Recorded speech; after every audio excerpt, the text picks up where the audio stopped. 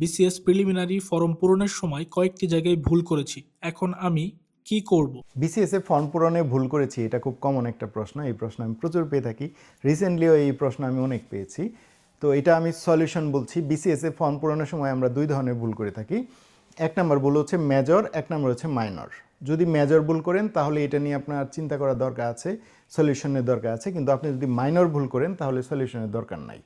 এবং ভুলটা কী ধরনের হয়, একটা হচ্ছে টাকা জমা দেওয়ার আগে টাকা জমা না দিয়ে আপনি ভুল করেছেন, তাহলে আপনি ওটা বাদ দিয়ে আপনি নতুন করে আবার আবেদন করেন এবং নতুন যে ইউজার আইডি পাবেন এই ইউজার আইডি দিয়ে আপনার টাকা জমা দেবেন, আপনার আবেদন কমপ্লিট হয়ে যাবে। বাট টাকা জমা দিয়ে ফেলেছেন, এরপরে মনে হয়েছে যে আপনি ভুল করেছেন, তাহলে আপনার কিন্তু সেখানে কিছুই করার নেই। আপনার হচ্ছে পিএসসির কাছে আবেদন করতে হবে আপনার ভুলটা জানিয়ে, যদি সেটা মেজর ভুল হয়। পিএসসি সার্ভার থেকে আপনার আবেদনটা বাদ দিবে, ডিলিট করার পরে আপনাকে আবার নতুন করে আবেদন করতে হবে এবং সেটা কিন্তু ডেডলাইনের মাঝখানেই। তাহলে হচ্ছে আপনি নতুন আবেদন করতে পারবেন, সংশোধিতভাবে নতুনভাবে আবেদন করবেন। বাট পিএসসি সার্ভার থেকে ডিলিট করার আগ পর্যন্ত আপনার কোনো কাজ নাই।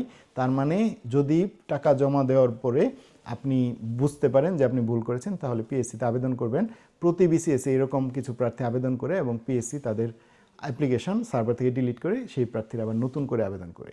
আশা করছি যারা ভুল করেছেন টাকা জমা দেওয়ার আগে বা পরে আজকের এই সলিউশন থেকে উপকৃত হয়েছেন এবং আপনার এই প্রসিডিউরটা মেনটেন করলে আপনি একটা চমৎকার আবেদন করতে পারবেন। Thank you.